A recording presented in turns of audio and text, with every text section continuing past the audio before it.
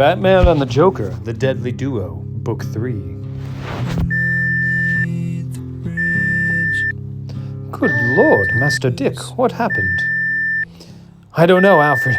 I must have dozed off for a second, because the next thing I know, all hell is breaking if you wouldn't mind shutting off the alarm.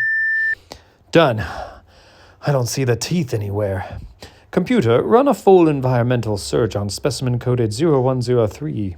Scanning. Cue up all audio and video leading up to the event, if you please. Queuing up now, Alfred. No one is to blame here, sir. We're all quite tired. Best to check on him, though. Wayne Recycling has been shuttered since the Great Depression. The conveyor belts and furnaces haven't moved or burned for 88 years. Until tonight. The Joker was instructed to come to this specific place at this specific time.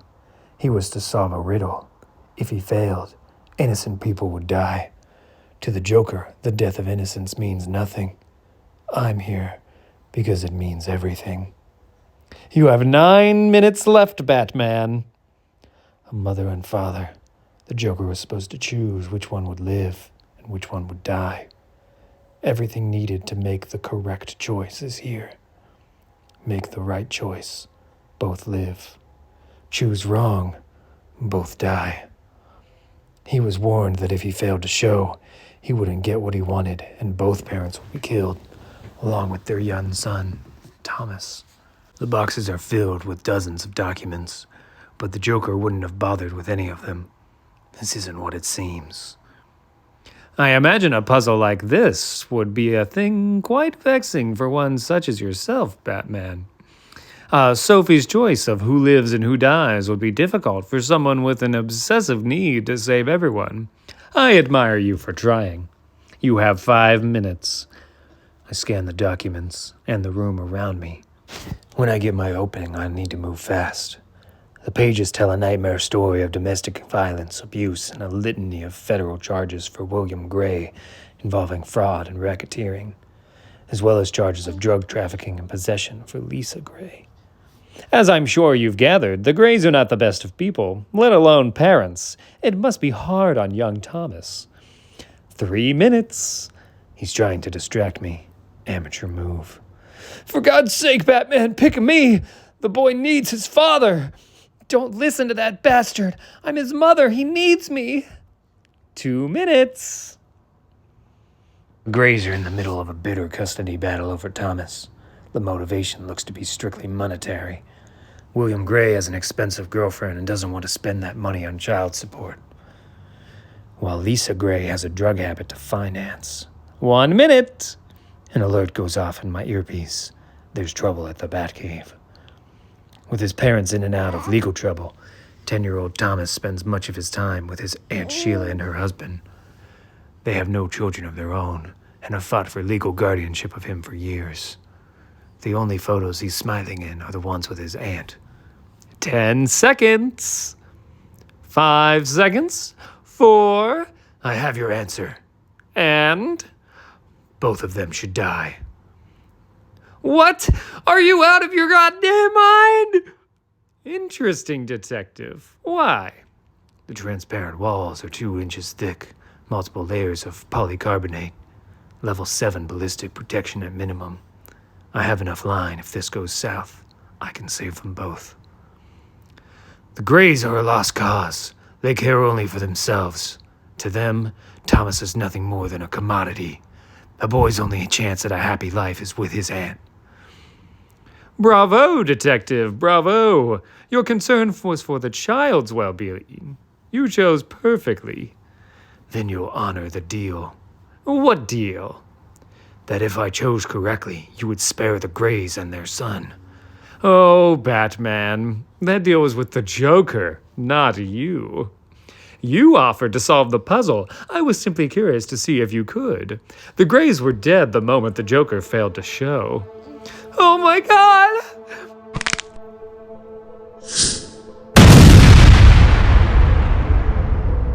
Did you really think it would be so easy? That you could simply step into my world and write your own rules? It's believed Einstein once said, the only thing more dangerous than ignorance is arrogance. No! You arrogantly presumed you could come here and claim victory simply because you are the Batman. But in reality, your arrogance just cost 2 people their lives. I will spare the boy, Detective. I am, after all, not a monster. And really, hasn't he suffered enough because of your hubris? I do, however, pity young Thomas. The passing of years may ease the pain of losing his parents, and perhaps the thought of what might have been will fade. Time will tell. Go home, Batman. I'll be in touch. Alfred, the playback verifies all of this? Indeed, Master Bruce. Surveillance footage revealed that the original tissue sample we removed from your shoulder had a rather alarming growth spurt and nearly doubled its size. It then broke free of its glass container and fell to the floor. And apparently, one of the local bats thought to make a meal of it. This is the result, poor devil.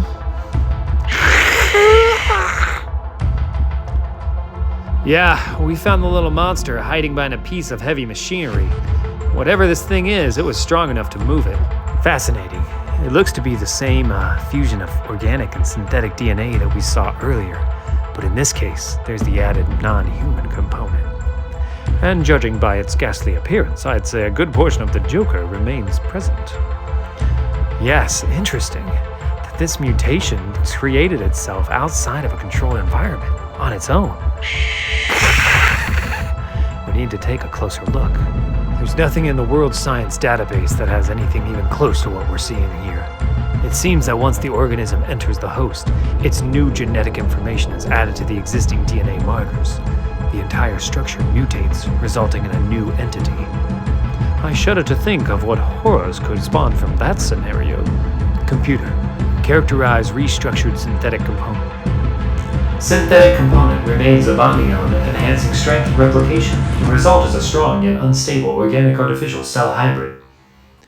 Clarify unstable. The hybrid cell requires a constant supply of energy at levels that are unsustainable. Deprived of food, the strongest cells will feed on the weakest, resulting in rapid and catastrophic retrogression within the entire organism. The anesthetic should be in full effect. Careful, Master Bruce. Not my first time on the hands, Alfred. Try and stay focused. Yes, sir, of course. Hey, Bruce, sorry to interrupt you being a jerk, but our new friend isn't looking so good. If my analysis is correct, the teeth you pulled from my shoulder are using their new host as a food supply, basically cannibalizing itself to survive. So you're saying that it's not the bat that ate the teeth, it's the teeth that ate the bat? Essentially, yes. Once the bat ingested them, the prey became the predator. As I thought, even a small piece of this organism carries the required internal structure to recognize, seize, and ingest food. Probably a good thing we got it out of you, then. I think it knows a part of it just got a meal. It appears to still have some sort of cognitive connection to the piece that was removed. Not to sound overly grim, but this whole situation seems to have gotten just a tad worse. Yes, and creating this would require a vast knowledge of bioengineering, molecular engineering, synthetic chemistry, and numerous other scientific disciplines. Quite a narrow field, sir. Very. But I think I know just the man to ask. Computer, access the data archive for Simter Industries. Witnesses say a tall, slender male in a hoodie got on at 6th Street Station. Headed straight for the Vic, who was sitting by himself at the back of the train, and pulled the Vic's head off with his bare hands. Yeah, that tracks. But more importantly, these guys really hate doors. Joke all you want, Bullock, but your pal Batman's up to his pointy ears in this mess. Be a real shame if you were too. You know what wouldn't be a real shame, Bennett? If you dialed back on the aftershave. Now, there's about 200 miles of subway tunnels down here, so how about you take your Boy Scout troop and start checking them? Us grown-ups got detective stuff to do.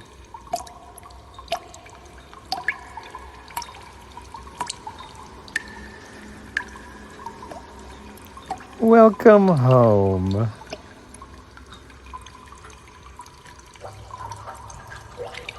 Mind the hair. This is a very special occasion, and we must all look our best.